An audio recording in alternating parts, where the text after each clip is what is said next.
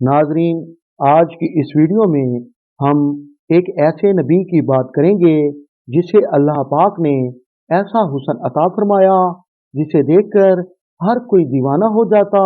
आपका हुस्न एक मौजज़ा था जिसे देखकर मिस्र की बड़ी बड़ी हसीनाओं और शहजादियों ने अपने हाथ काट डाले। आज की इस वीडियो में हम यूसुफ अलैहिस्सलाम के बारे में बात करेंगे कि आपकी पैदाइश किस तरह हुई, हज़रत यूसुफ के वालिद यकूब अलैहिस्सलाम की शादी किस तरह हुई और आपकी वालदा का क्या नाम था और क्या यूसुफ अलैहिस्सलाम पैदा होते ही हसीन थे या उन्हें ये हुस्न बाद में अता किया गया। इन तमाम सवालों के जवाब आज की इस वीडियो में हम देखेंगे, लेकिन आपसे गुजारिश है वीडियो को आखिर तक जरूर देखें। दोस्तों, इसहाक अलैहिस्सलाम के दो बेटे थे और दोनों ही जुड़वा थे। एक का नाम मुईसू और दूसरे का नाम याकूब था। आप उम्र के आखिरी हिस्से में बहुत कमजोर हो गए, आपकी बीनाई भी चली गई। तो एक दिन इसहाक अलैहिस्सलाम का शिकार का गोश्त खाने को दिल हुआ, तो उन्होंने अपने बड़े बेटे से शिकार का गोश्त लाने को कहा ताकि उसके हक में दुआ कर सकें।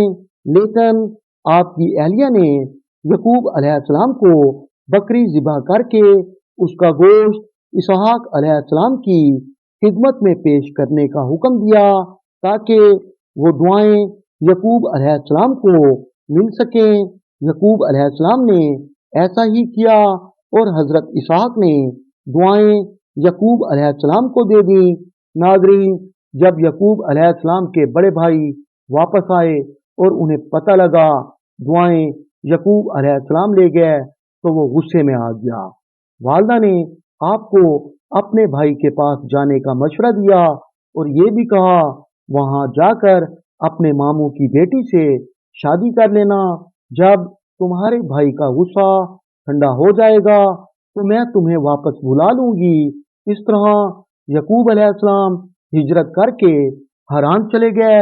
नाजरीन, जब आप मामू के घर पहुंचे तो आपके मामू की दो साहबजादियां थीं।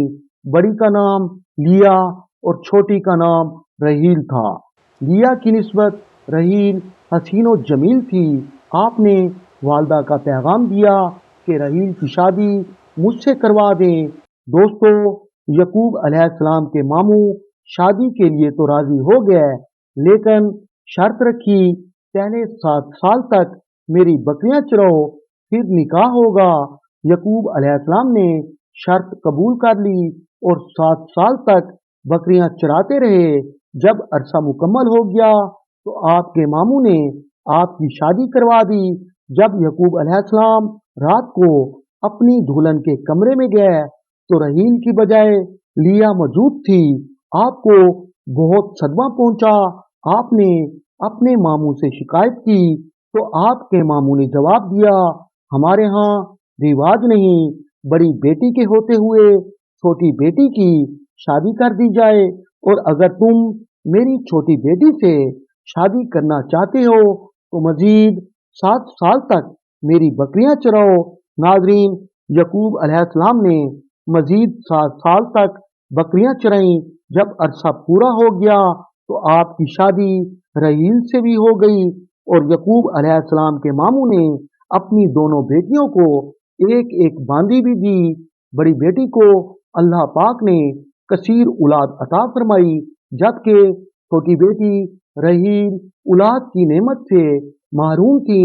जब वो अपनी बहन की औलाद को देखती तो दिल से आहें निकलती, काश मेरी भी औलाद होती।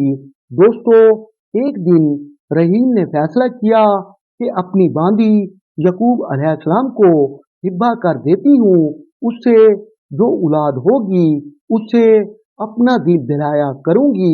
इस तरह उसने अपनी बांदी को हिब्बा कर दिया। उससे 2 बेटे पैदा हुए, जिसको देखकर रहील बहुत खुश हुई, लेकिन लिया को ये बात पसंद ना आई। उसने भी अपनी बांदी को हिब्बा कर दिया।